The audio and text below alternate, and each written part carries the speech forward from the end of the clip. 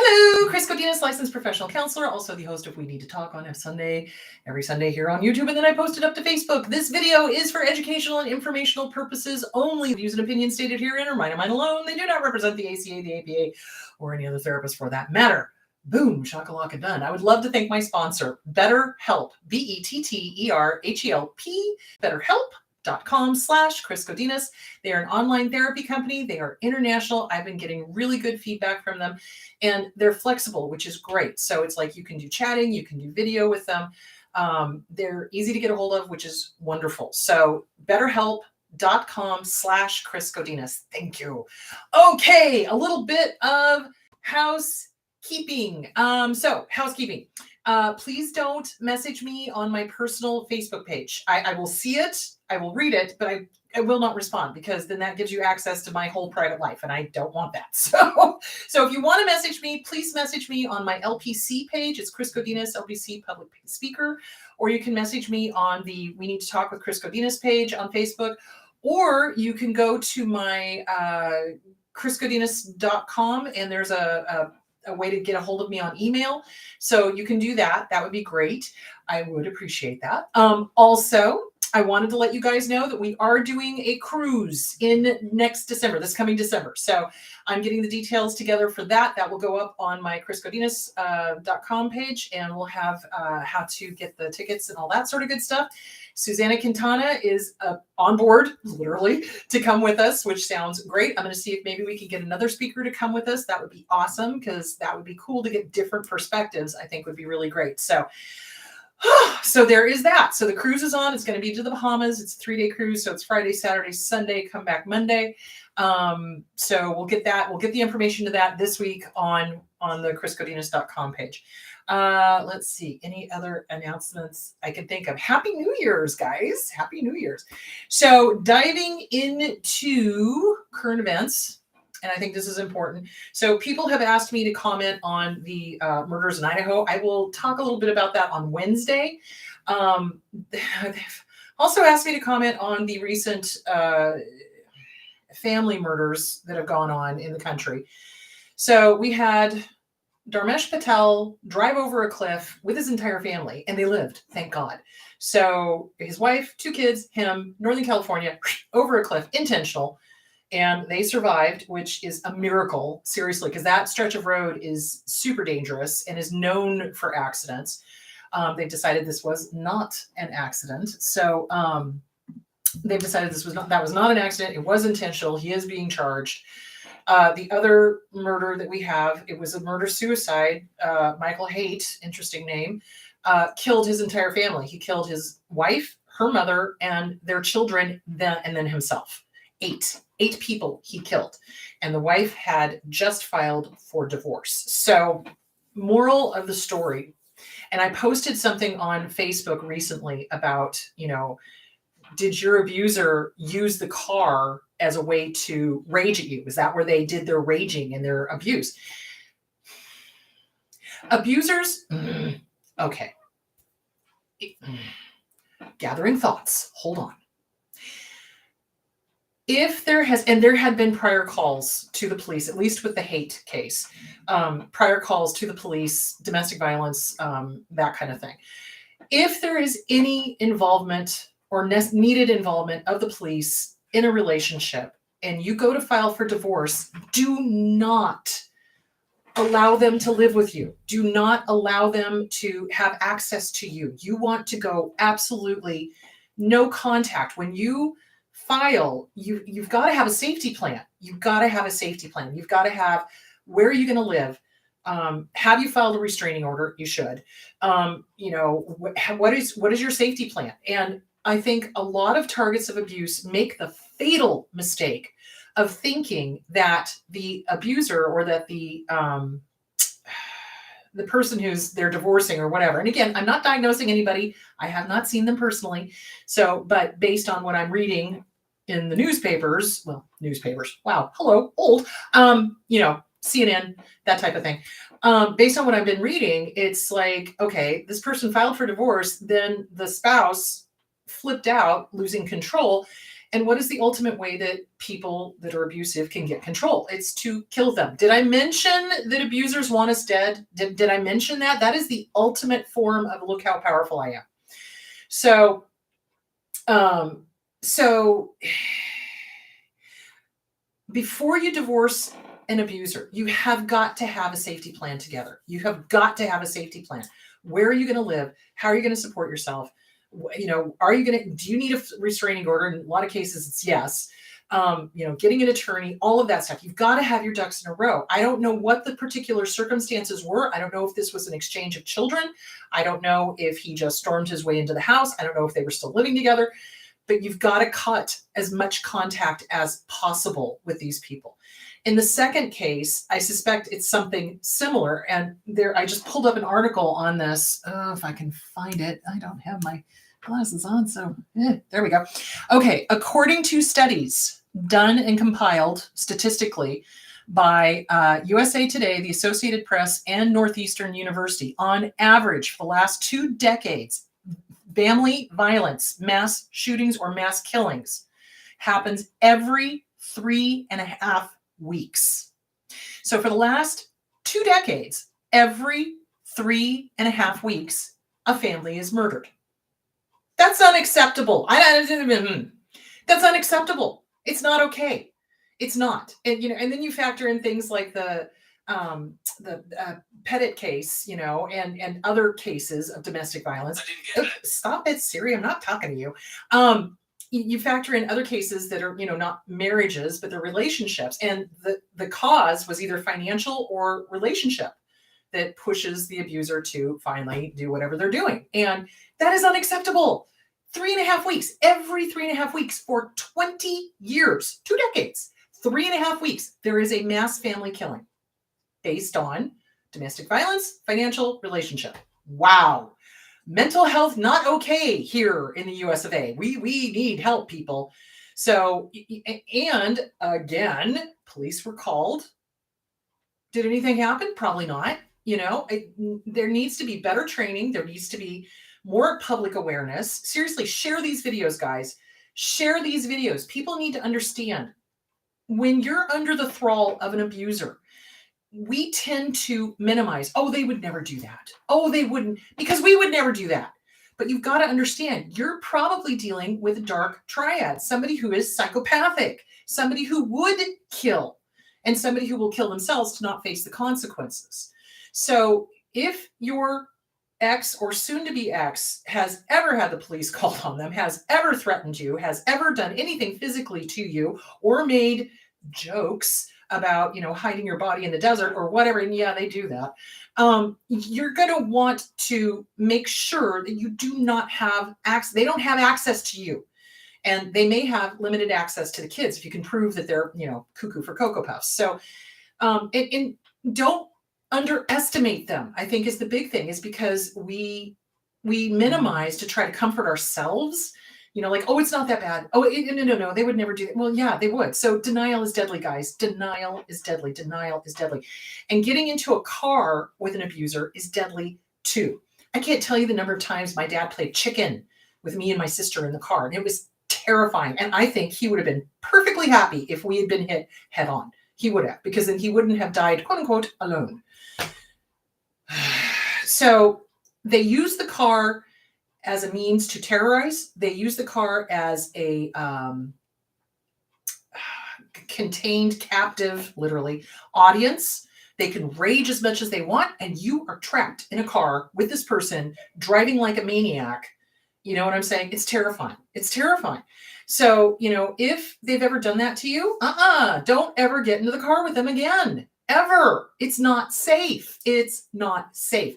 If they would do that, they'll be happy to drive off a cliff. And I think my dad would have, if he thought he could have gotten away with it. If he thought he could kill us all, he would have, because it just, Anyway, the point being is every 3.5 weeks for 20 years, 2 decades, we have had family mass killings based on domestic violence or financial issues, which is still domestic violence, or things like that. And that is unacceptable. Absolutely unacceptable. So there it is. Now, this leads me into our topic for today, which is why you do not want to do couples counseling with an abuser. So recently, I've had several people be like, but, they're saying they want to go now. So it's to the point where, the person is saying, that's it, I'm out of here, I'm done.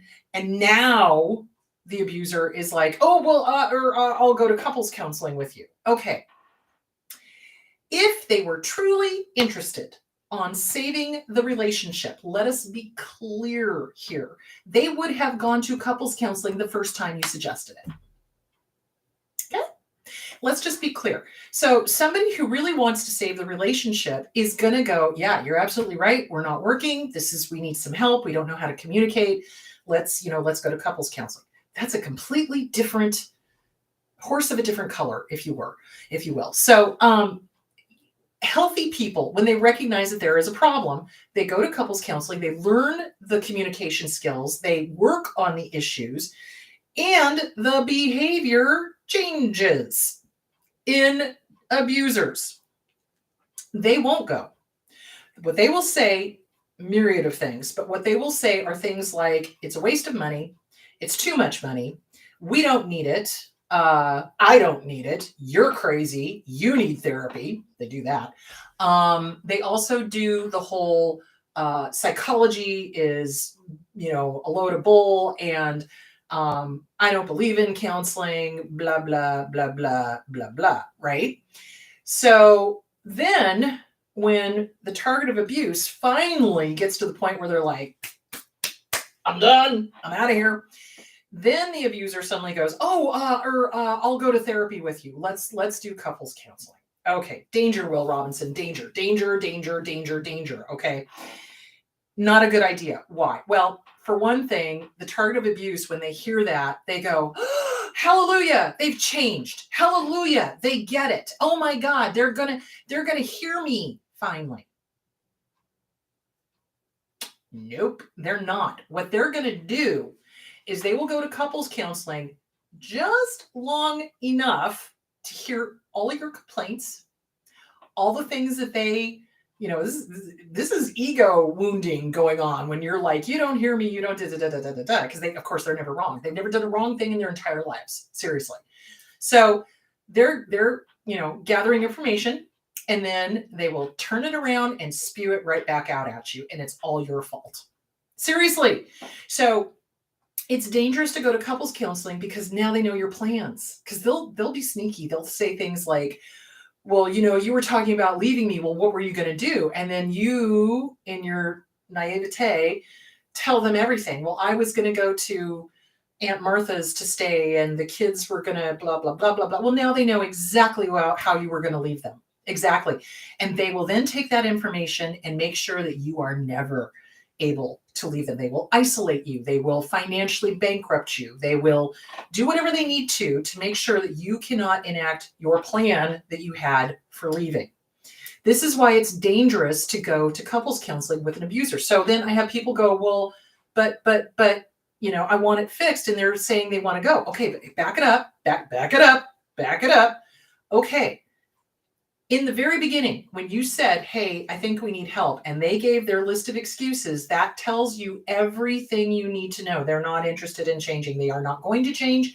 It is not going to happen. Healthy couples, when they realize that there's communication issues, because let's face it, you've got two people coming from two different families of origin that need to kind of figure out how to communicate. And sometimes they need help, especially if the families of origin were kind of, not healthy. So the healthy couple come together and go, hey, we've got some stuff we need to work on. Let's go to a counselor and figure out how to communicate, figure out how to have a healthy relationship. They do, and it changes. And they're healthy, and they're happy, and they love each other, and they're respectful. With an abuser, there's no love. They don't know what love is. They don't understand love and respect the way you and I understand love and respect. It's a power and control game. 10%. There is nothing but power and control going on with them. So they'll say that they'll gather information to use against you. And it'll either start happening right after that session, like, well, why did you say that? And how dare you tell the counselor that I blah, blah, blah, I watch porn or whatever. Okay. So they'll start throwing stuff back at you that you said in session. And it's dangerous because, like I said, they'll start pumping for information. And that inner child inside of us wants so badly to be loved that we tell them everything. That now they know exactly what we're thinking, where we're at. And then they use it against us. They manipulate it against us so that we cannot leave.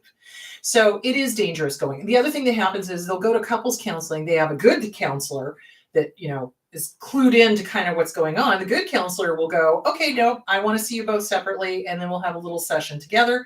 They can't stand that. They can't stand that because they're not hearing what the spouse is saying to the counselor. They can't control it because they try to control. If you've ever sat in on a session where there was an abuser and a target of abuse, they will try to control the session. And it literally is like herding cats. And when they realize they cannot manipulate the counselor, that's when they explode. That's when they rage. That's when they storm out and they demand that the spouse go with them. I mean, it's just, there's a reason I don't do couples counseling anymore. And that is it. So, they just, so they'll storm out, or they'll start saying that the counselor is incompetent, or they'll start saying that the counselor is wrong and they know more and blah, blah, blah, blah, blah. If any of that occurs, you're dealing with an abuser. They're not gonna change. So that kind of then leads me into the second part of this. Well, and then the danger is, again, like I said, they will use that as the fuel to scream at you, to abuse you, to throw things at you, physically, verbally, mentally, emotionally, etc. They'll use it as a way to stop you from leaving. They'll smear you like nobody's business. It's not a good idea, guys. I'm sorry. If they're hitting you, if they're verbally abusing you, if they're financially abusing you, do not go to couples counseling with them. If they're refusing couples counseling when you offer, okay, here's your huge red flag. It's starting to look like a communist party out here because it's like there's so many red flags flying. You know what I'm saying? So you really, really, really, oh, thank you. How many times? Oh, fantastic. Yay. Thank you, Andrea. So where was I going? I was going somewhere. Red flags. So they're showing you who they are. They are healthy people. When there is a problem, let me put it to you this way. Okay. A healthy person, when they break a bone, they don't wait to go to the doctor. They go to the doctor and go, hey, problem, need to get this fixed. Bone gets fixed, done, right? Okay. Abusers, what they do is that kind of magic thinking. It's like, well, if I keep putting it off and putting it off and putting it off and putting it off, they'll drop it. Okay. So no, I'm not going to go. No, it's not going to happen. But then, the abuse keeps going and the person keeps going, no, we need help. And so then they'll finally go, but then they'll either blow it up in the first session, which often happened, or they'll go for a few times and declare the counselor incompetent and that they know more and that we don't need them. We just need us. Oh my God. How many times did I hear that?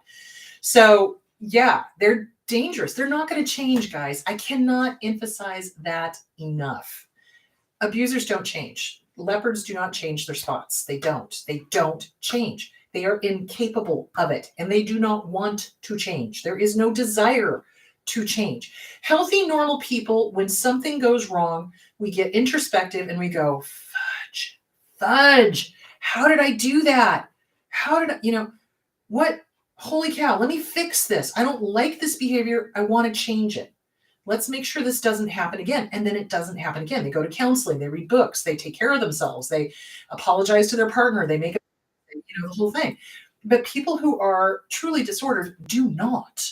They don't think they've ever done a wrong thing in their life. And once, you've pointed out that they're not perfect, the punishment is going to begin. So they're going to ramp up the abuse. They're going to ramp up the nastiness. They're going to ramp up all of this other stuff. This is why you cannot go to couples counseling. It's not going to help. They're not going to change. They're not interested. They're not. So that's why it's dangerous, because it makes the abuse a lot worse than it was. So, and now they've got more ammo to use against you. So the best bet you have is go to individual, get strong, work on your self-esteem workbook, Glenn Schiraldi, CPTSD, from Surviving to Thriving, Pete Walker, Disease to Please, Harriet Breaker, Yeah, all of these books, all the things, all the books. Read the books, get help, get EMDR therapist, work on the trauma. You know, it's important because you get strong, you get healthy, you're able to see clearly what's going on and not think it's you, because that's what a lot of us did, or do, is that we go, oh my God, it's me, it's me, it's me. And then you're like, wait a minute. No, it's not. So, yeah, so there that is. Now, we're going to switch gears into how do you know you're with a bad therapist? Okay. So, okay, first of all, don't go to couples counseling if you're with an abuser, period. Exclamation point. Don't do it. Don't do it, Frenchie. It won't end well. It will not end well. So, okay. So, all right. If you choose to go to couples counseling, a good therapist will ask questions ahead of time. I interview people before I take them on as clients. I don't do couples counseling anymore for the very reason of there were so many abusive couples or abused couples coming in, and I was like, no, this is not what I want to be doing, because you can't. There's no room. There's no there. You can't work with them, and they're not going to allow the partner to grow. So, you want your therapist to interview you. Okay. So early on in mine and John's marriage, we had communication issues. Both of us came from families of origin that were not healthy. John and I are not abusive to each other. John and I love each other. We want to be able to talk to each other in a way that both of us can hear. So we went to couples counseling, and John went as soon as I suggested it. It was like, look, this is a problem. This is not working. We need to fix this. So we did, and we went, and it was great. And we, read all the books, and we worked on it, and we practiced, and, all of that stuff. So healthy couples do go to couples counseling to refine communication skills, or to fix communication skills, or to learn how to, especially if they were not taught in their family of origin. Abusers go to couples counseling because they need to hear what the spouse is saying. So a healthy spouse will have no problem letting the couples counselor talk to the spouse separately for the first session or two, just to find out what's going on, and then vice versa. And then the other one comes in, just separate, and then you do the two together so that there's a full picture. Okay. A healthy spouse doesn't have a problem with that. An abuser has a problem with that because they want to know exactly what you're saying. And I cannot tell you the number of times that I would insist on that, and then couples counseling totally stopped. They quit. So you want your couples counselor, if you're in a healthy relationship, to have the freedom to interview you, interview your spouse, and then the two of you come together. And if you're healthy, there won't be a problem with that because you're interested in fixing the problem. If your counselor is not well versed in personality disorders, the abuser is going to run the session. Seriously. So, and that's why I said it's like herding cats. So you'll try to start talking to the spouse, and suddenly they're interrupting. Or the spouse is saying something very deep and important, and they're interrupting. Or they're bringing something up that was handled 3 sessions ago, and trying to reignite that argument. And that's another tactic they do. So a good therapist will just shut that crap down as soon as possible. I mean, seriously, it's like, nope, we're not doing that. This is what's going on right now. You need to wait your turn. And of course, they don't like being put in their place, and they don't like having to wait their turn. So, and that's another clue for, student therapists out there. Interrupting is a clear sign of a personality disorder. They interrupt like nobody's business, especially if a topic is coming up that's genuine, that's authentic, and that's going to affect their ego. So watch for interrupting. That's a huge red flag. Bad counselors don't control the session. Okay. They allow whoever is disordered to control the session. You don't want that. And you want to stop the counseling. If it looks like you got with a therapist that doesn't know what they're doing, you want to stop the counseling. You don't want to go to couples counseling with an abuser anyway. A good therapist, when they do the interviewing, will ask point blank, are they verbally abusing you? Are you being yelled at? Are you being kept up at night? All of the questions, right? Because you need to know what's going on so that you can help this person either, get away from them or seek their own therapy or whatever. So anyway, where was I with that? So good therapists will do that. They'll do the individual, and then come together for the couples counseling. If there is any abuse going on, they will cut out the couples counseling completely. They'll be like, nope, you need your own therapist. You need your own therapist, and that's it. So, and now as far as firing a therapist goes, so not every therapist is a good fit. Let's just be clear. Everybody's got different personalities. I am very outgoing, very to the point. I don't allow people to sit there and wallow in their story. I don't. I'll let them do it one, maybe two times. But then after that, it's like, okay, you've told me this sad song 1,000 times. What's the plan? How is this helping you? You're not getting better by telling me your sob story. So let's move forward, and here are the tools, and a lot of times people don't like that. So they'll be like, you're mean, you're this, you're that, I'm firing you. Okay. What's funny is a lot of times they come back. So, because probably counselors are probably the first people to hold them accountable. So, and people don't understand counseling either. A lot of people have this idea that counseling is a one and done.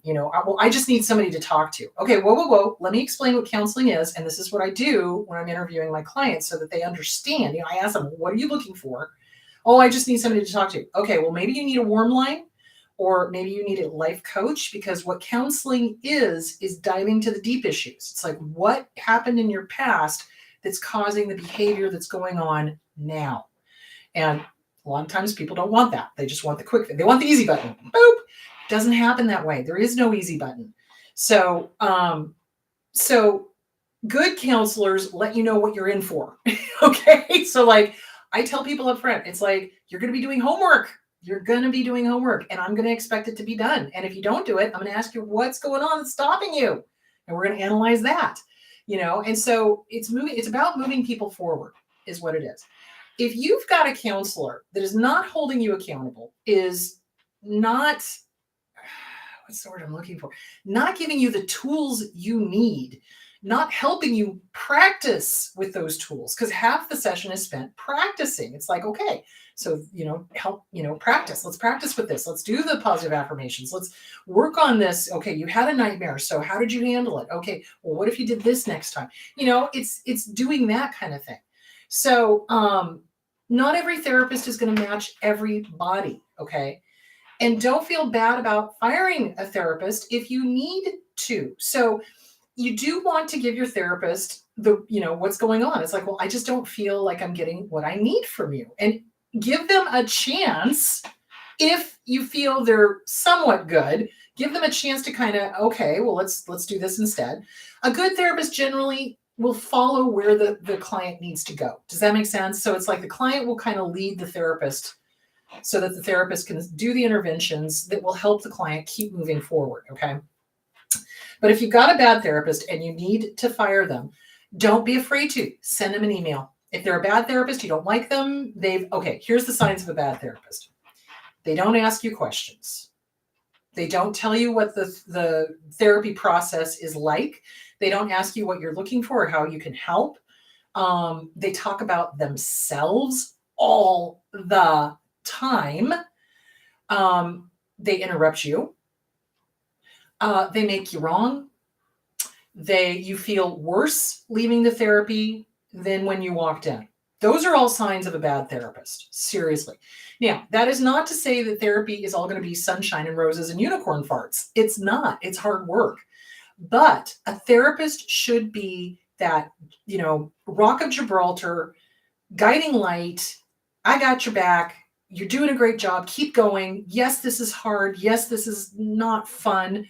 And I want to validate that. And it will pass, so that when the client leaves, even after a really heavy session, and a lot of sessions are heavy because we're dealing with abuse and we're dealing with inner child and we're dealing with stuff that happened when we were itty bitty babies. And it's a lot of stuff. You always want to end the session with hope.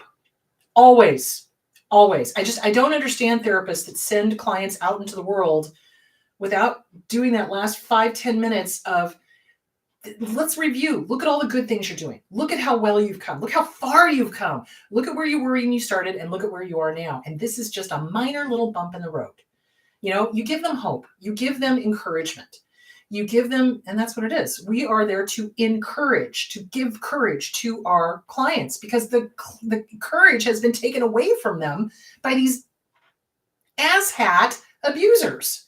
So yeah, so you want to always end the session, even when it's a hard one, even when it's a tough one, with encouragement and hope and, validation, because this is tough. And a lot of us didn't get validation when we were kids. A lot of us didn't get validations, obviously, when we were in the emotional abusive relationship or the physically abusive relationship. So helping that client see that there is a light at the end of the tunnel and it is not a freight train is huge. So if you've got a therapist that is constantly sending you out and you're like, oh my God, find a different therapist. You need somebody who is uplifting, who can help you through the hard times, be with you when you're going through the tough stuff. So how do I explain this? Sometimes my clients will tell a story and I will find myself tearing up because I relate, and so I'll let them know it's like, that touches me. I totally hear you. I get it. You're not alone, and I don't tell my story. I just validate them. Wow, I get it. You're not alone. I feel you. And that is amazingly healing for so many of us that have been told you're too sensitive, you're crazy, you're imagining things, it's all in your head, blah, blah, blah, blah, blah. Do you see where I'm going with that? So you don't tell your story, you just let them know that you relate. And that is huge, letting somebody know you're not alone. Huge. So firing a therapist, simple. Send them an email. Dear so-and-so, I'm terribly sorry, but this is just not the right fit. Thank you very much. I'll be asking for my medical records. Sincerely, me, and be done with it. Make sure you cancel the appointment, et cetera, et cetera, et cetera. So like I said, not every therapist is a good fit. Some people need a different modality. Some people need a different personality.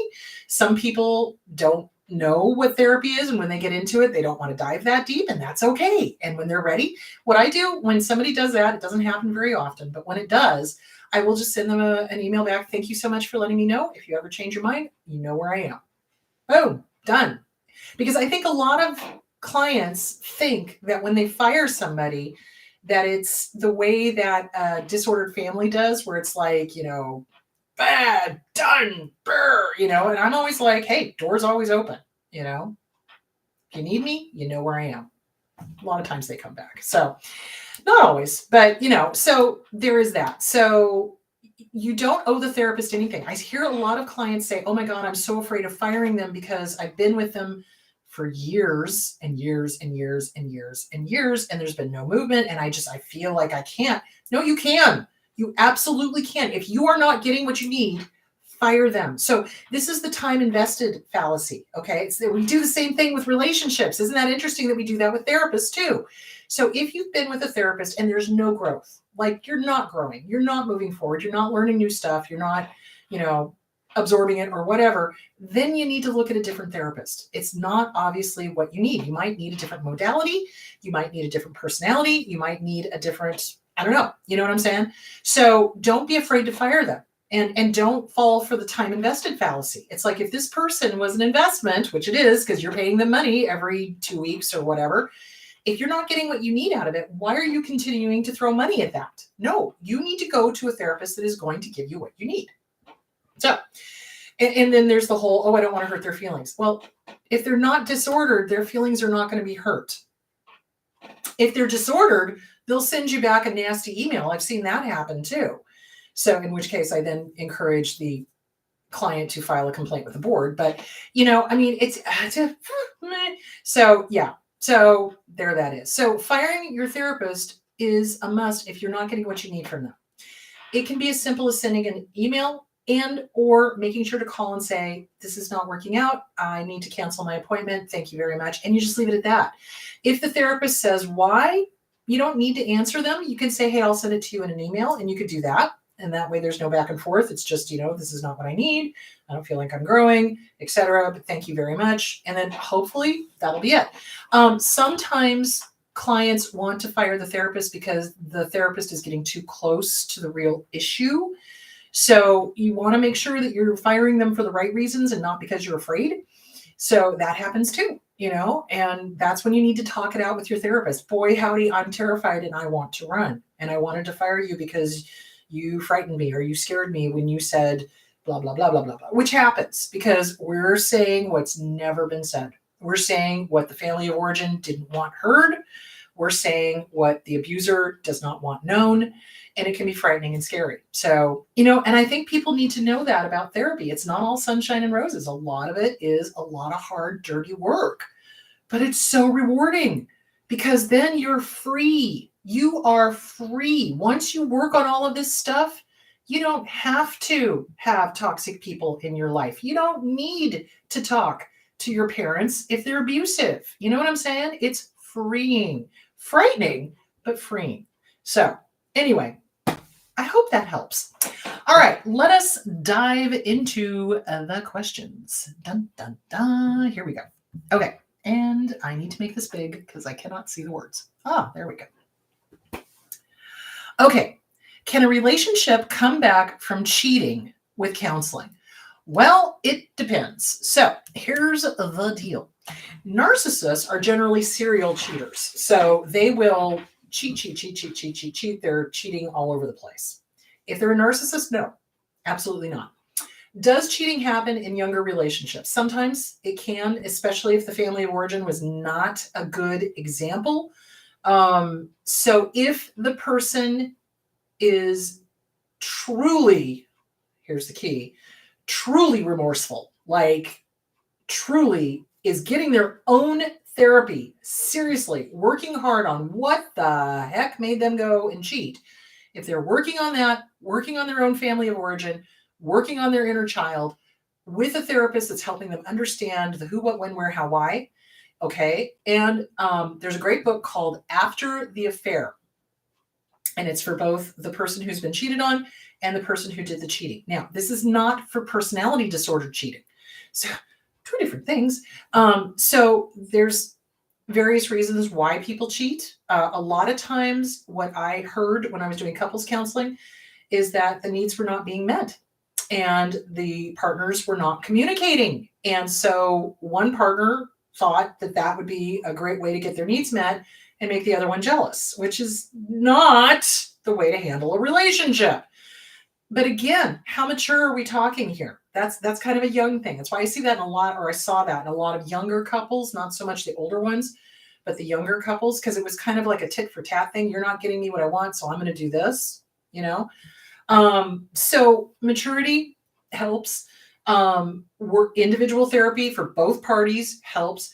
After the Affair is a great book for both parties. And if they're not disordered, if there are no other affairs, okay, if there's nothing else going on, there's no porn addiction, there's no any other narcissistic traits going on, yeah, it can get healed. Absolutely, 110%. But you've got to remember, breaking trust is like, it's that Japanese art of when pottery gets broken and they repair the crack with gold. So it's repaired, but you can always see where the crack was. So it takes time to rebuild trust. Now, here's something to think about. When you're dealing with a narcissistic abuser, or an addict, this goes both, they want immediate trust back immediately. They don't want to earn it. They don't want to work for it. You should just trust them. Why? Well, because I'm tired of not being trusted. Okay, you did this, and this, or you used again when you said you wouldn't. And you expect me to trust you again? Really? You're gonna have to show me. I'm from the show me state, So they want immediate trust, and that's a huge red flag. Huge red flag, because that says they're not done with their addiction or they're disordered, one of the two, or both. You can do both. So yeah, they want immediate trust back, and that's not going to happen. And there is always you can always see that crack. You can always see where it happened. But with both parties working on themselves and working on the relationship and being open and honest and trustworthy, eventually trustful will come back. and you'll be able to continue on the relationship. But it's going to take open, honest communication and no hiding anything. Okay. Trust takes time to rebuild. And the only way to rebuild trust is to be open, honest, no lies, no obfuscation. I don't even know if I said that right, but it's like everything needs to be see-through. It cannot be, oh, I'm guarding my phone or I'm, whatever. No, you've got to be open and honest, and you've got to show that you're trustworthy in order to build back and earn that trust. And it takes time, guys. It takes time. It's probably a year or more of solid changed behavior and solid trustworthiness in order to have the partner trust you again. So that's why affairs are so damaging. And that's why it drives me crazy that people are unwilling to go to couples counseling when there's first an issue. It's like I said, if there's first an issue, you don't wait for that bone to grow on its own. It's going to grow in crooked. You want to go as soon as there's a problem. You want to get it fixed. You don't wait. You want to get it fixed. So if somebody's waiting, okay, they're an abuser probably. And if somebody's avoiding counseling, that's a red flag as well, because they obviously don't want to look at themselves. So, but yeah, with an affair, yes, it can be rebuilt, but it's going to take a long time to regain that trust. And you can always see where the crack was. That's always going to be there. It's not going to be like, oh, we've done couples counseling and suddenly everything's sunshine, roses, and unicorn farts. It's going to be building the trust. So there it is. After the Affair. I don't know who wrote it, but it's on Amazon. Great book. Highly recommend it. So there that is. Okay. Is avoidance a form of abuse? Not taking accountability, not acknowledging behavior, not seeing codependency tendencies, etc.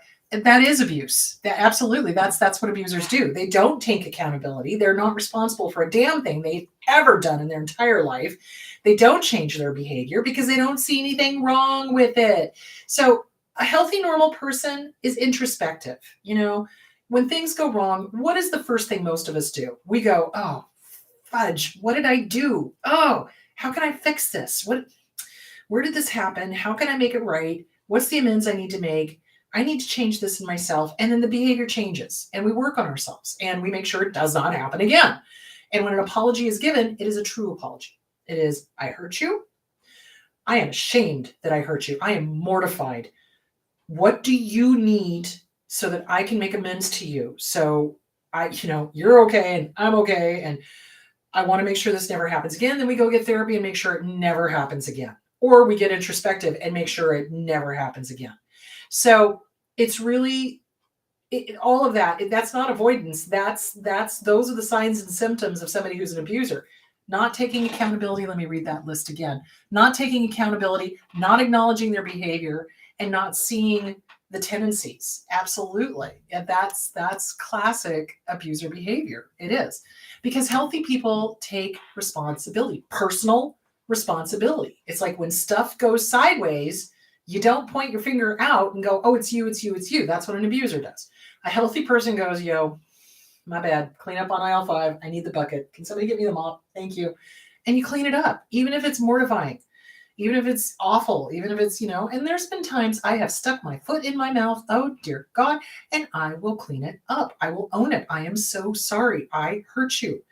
What do you need? How can I make amends? And then I make sure that behavior never happens again. But an abuser, they will pretend that they never hurt anybody, or they'll slough it off. Oh, it wasn't that bad. Oh, it was a joke. No, it wasn't. Things said in jest by those guys are meant. So yeah, so that's kind of what you want to look for. Those are all behaviors that are not healthy, not normal. Okay. All right. Yeah, because a healthy, normal person, if somebody says, wow, I'm seeing this behavior, instead of either taking it into heart to the point where you're paralyzed or denying it, you'll question it. You'll question it. It's like, do I do this? Oh, I guess in this instance I did. Interesting. And you work on it. But an abuser either gets super defensive or they ignore it or they blame you or whatever. So yeah. Okay. Does a narc stay married to someone they hate and then go to a therapist themselves in order to have the therapist side with them that the spouse is the bad one so that they feel superior? Yeah, they can. So narcissists are known, abusers are known for therapist shopping. So they'll usually pick a therapist that is fresh out of school, has zero experience, doesn't really know personality disorders. So when I was going through school, they didn't teach personality disorders. I had to get training on that on my own after I got my degree because they did not touch that with a 25-foot pole, and they should have, and that's a disservice. So, yeah, they will seek out therapists that are brand new to the field, that don't have a lot of experience, that maybe are not specializing in disorders and things like that, personality disorders, helping survivors, etc. Um, and yeah, they will absolutely. And you got to remember too, guys, and I have seen this over and over. Professions like mine, so helping professions, police, lawyers, judges, psychiatry, they attract narcissists. So there are a lot of narcissists in my profession, and that's kind of what you want to avoid when you're looking for a therapist. So if a person reminds you of your narcissistic abuser, fire them. Absolutely. There's a lot of narcissists in this profession, and there are a lot of therapists that don't understand personality disorders. There's a lot of therapists out there that don't understand what abuse does to a target. So you want to make sure you get somebody who knows what the heck they're doing. If your spouse suddenly goes to one of these therapists and they start going, well, you're this and you're that, and you, and my therapist said, oh my God. In my book, So You Want to Be a Therapist, I talk about that. So abusers will either pretend to go to a therapist and not really go to a therapist, or they'll find a bad therapist and then they'll come back to the spouse and say, well, my therapist said that your therapist was fill in the blank, because the therapist is probably getting that person strong enough to get out. And a lot of times it turns out the abuser wasn't even going to a therapist. They're just making this stuff up. So, and especially if somebody is using a lot of psychobabble, and they're not a counselor, that is a clear sign that they're disordered, because healthy, normal people don't do psychobabble, thank you, or word salad, or any of that other stuff. So yeah, they do that. They absolutely do. And they look for a therapist that's green. They look for somebody that does not know what they're doing. And you cannot trust that what they're saying the therapist said is something that the therapist actually said, because 9 times out of 10, it's not. So, and at that point, you need to leave. You need to get out, save yourself. Sometimes I have people go, well, I need to go see that therapist so I can set the record straight. Doesn't matter, guys. Doesn't matter. 9 times out of 10, that therapist never even said what the abuser said they said. So no, don't do that. So yes, abusers do that. Absolutely, 100%. Okay. Where can someone go if they need to tell their story and experience not being gaslighted about it? As many times as needed until they can feel that there's no need to be ashamed. Okay, so here's the thing. There's a difference between being gaslit, and then there's a difference between wallowing in the story. Okay, so when you're in therapy, the purpose of therapy is to move forward. If you're coming into therapy and you're telling the same exact story every single time and not doing any of the work and not moving yourself forward, then that's not therapy. Okay, so telling your story is hugely important, but along with telling your story, there must be movement forward. If there's not, then it's wallowing. It is.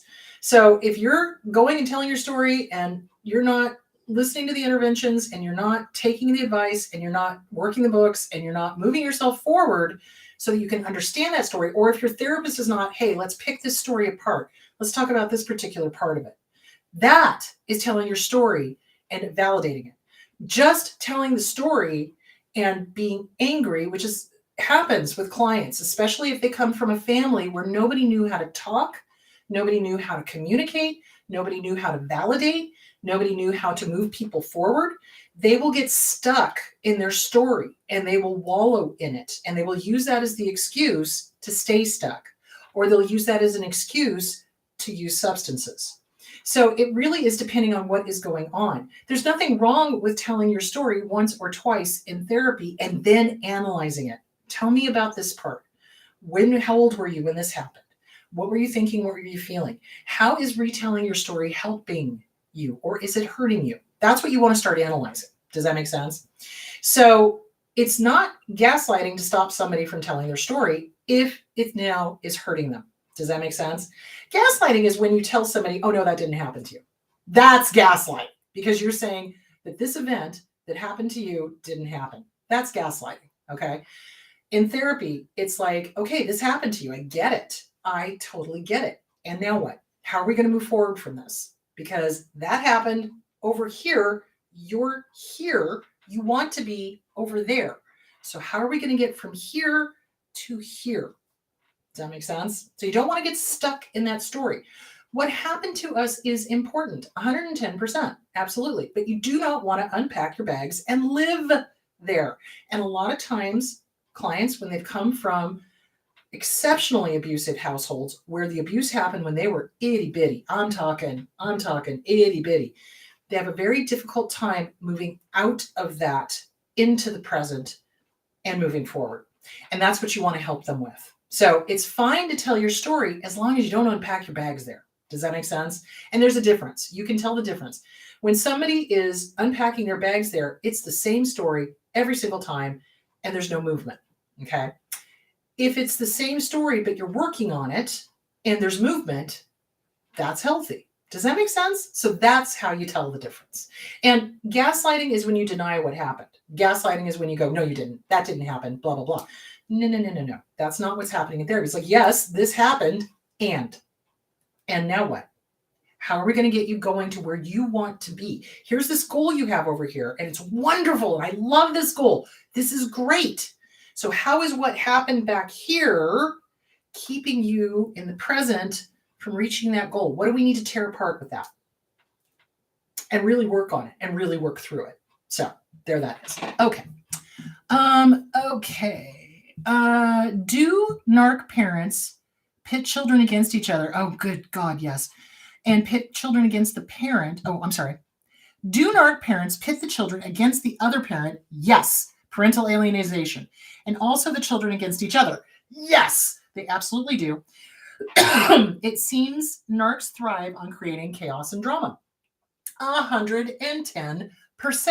You are not mistaken. So narcissists have this crazy thought that it's got to be an I win, you lose situation.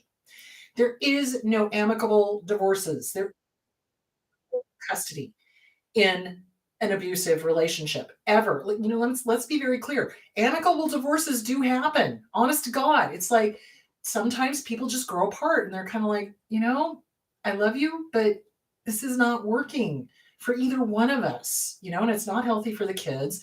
And so they separate, and they generally don't need a court to do it because they're healthy. Okay.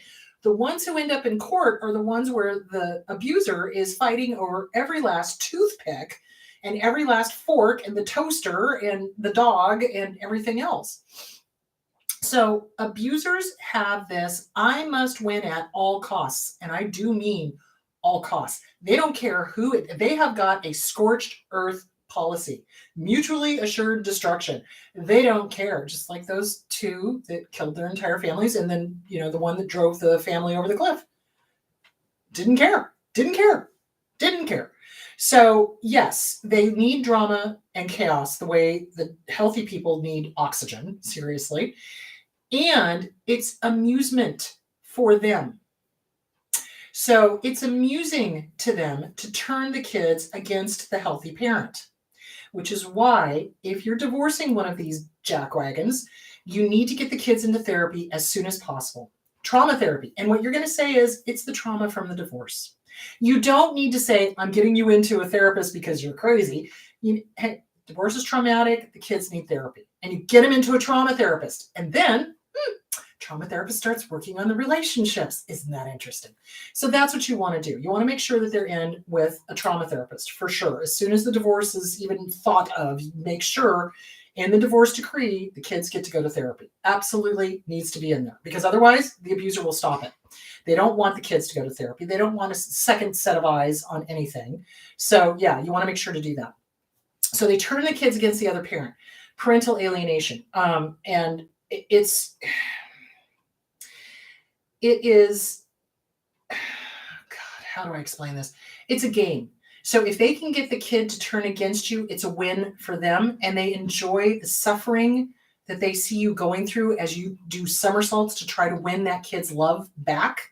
Okay. Which is why you need to have them in therapy, point blank, to stop that right here, right now. And the other thing that drives me crazy is here in Arizona, there's this reunification thing. So unless there's been physical abuse, like real physical abuse, they insist that the abuser have access to the kids. That's unacceptable. It's stupid and it's unacceptable. Don't get me started. Anyway, so they revel in turning the kids against you because they know it's going to hurt you, because those kids were your life. And so they do that. And then the other thing they do, and this happened in my family, kids were turned against each other. Why? It's entertainment for them. That's why they do the golden child and the black sheep. And those two are always pitted against each other. And so there's always this nastiness going on, and they live for that. That is delicious to them. That is their cocaine. They love that, and they thrive on that. So yes, they absolutely do that. That's another reason why you want to get the kids into a trauma therapist as soon as possible, so that the kids, are united and not being torn apart by the abuser. And the abuser will do that. They'll pick one kid to be their ally, and they'll pick the other kid to be the scapegoat. And oh my God, the damage is insane. And so it's all intentional. They must win at all costs. And I do mean all costs. They don't care what happens to the kids. They certainly want you to suffer. So you want to get the kids into a trauma therapist as soon as possible, and make sure it is in your paperwork.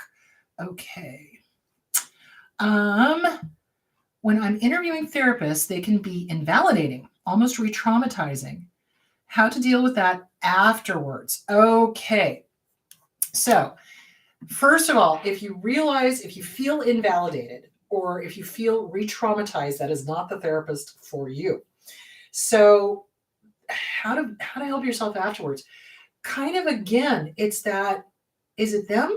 Is it you? Okay. If you're feeling invalidated, that's your perception. Those are your emotions. You have a right to feel. So it's kind of like, okay, that therapist was not the right one. I do feel invalidated. So write it out. Dear bad therapist, I feel invalidated, and then burn it, until you can find a good therapist. And then that would be something to talk about with your good therapist. It's like, wow, I went to this person and was interviewing them, and I felt completely invalidated. And the only thing I can tell you is that, again, there are therapists out there that don't understand abuse, that have never been abused themselves, that have never studied it, that don't understand how, what's the word I'm looking for? Insidious the erosion of self-esteem is, and how critical it is for validation, and for how healing it is to be like, you're not alone. Yeah, I hear you. Yeah, okay, we can work on this. Do you see where I'm going with that? So write it out. It's not you, it's them. And you have a right to your emotions. You have a right to your emotions. And keep interviewing therapists. Now, one of the best ways to get a good therapist is talk to friends. Talk in the support groups. Who have you gone to? Who did you like? Who was a good therapist in your area? That kind of thing.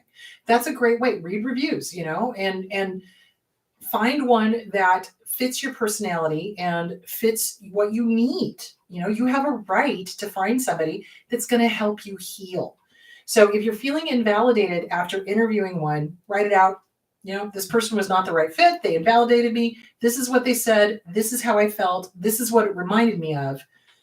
Boy, howdy, I don't want that again. And then burn it. Let it go. Validate yourself. Do the mirror work. Hi, good to see you. Have a great day. You know what? Not everybody's going to be a good fit. and I have the right to feel the way I am feeling, and I will continue to interview therapists until I find the right one, and it's okay. And I am a good person, and I like myself. And then walk out. Seriously, we have to be our own cheerleader sometimes, guys. We have to be our own cheerleader, especially in the beginning, and especially when we're trying to get the healing going. So be your own cheerleader. Be your own cheerleader. Be gentle with you. The polar opposite of how family of origin or how the abuser behaved. Gentle, kind, loving, soothing, engaged, present. That's what you need right now. So give that to yourself. Give that gift of you to you. That's really what that's all about. And that's what you're going to do whenever you feel invalidated when you're interviewing until you can get to a good therapist. And then that is a perfect topic to bring up with the good therapist. It's like, wow, while I was trying to find you, I went through this and I went through this, and this is what I was thinking, and this is what I was feeling. This is how old I felt, and this is how icky I felt, and let's work on that. Yep, I think that's great. And that's going to give your new therapist, wow, lots of stuff to help you. Do you see where I'm going? And lots of tools to help you through all of that. We are very, what's the word I'm looking for? We take things very personally. We do. When we're coming out of a family of origin or when we're coming out of an abusive relationship, we take things intensely personally. And how many times did we hear, you're too sensitive, you're crazy, you guns. So I just want to validate that we are very, it's like raw. It's like a raw nerve. So when somebody invalidates us, it is like a raw nerve. So just gentle with you. And it's a great topic to bring up with the therapist you finally do land on. So yeah, that rawness, So while you're healing, you want to start reparenting yourself. That's why the mirror work is so important. So gentle with you. Okay. All right, guys, we are out of time. So next week, we're going to talk about the role that gratitude plays in healing. And I know a lot of people are like, gratitude? Why in the heck would I be grateful about this? Well, yeah, no, I get it. But we're going to talk about gratitude and how that is healing and how to use it and how not to get stuck in the toxic positivity. Okay. So there's a difference between gratitude and toxic positivity. And we're going to talk about that. So that'll be next week.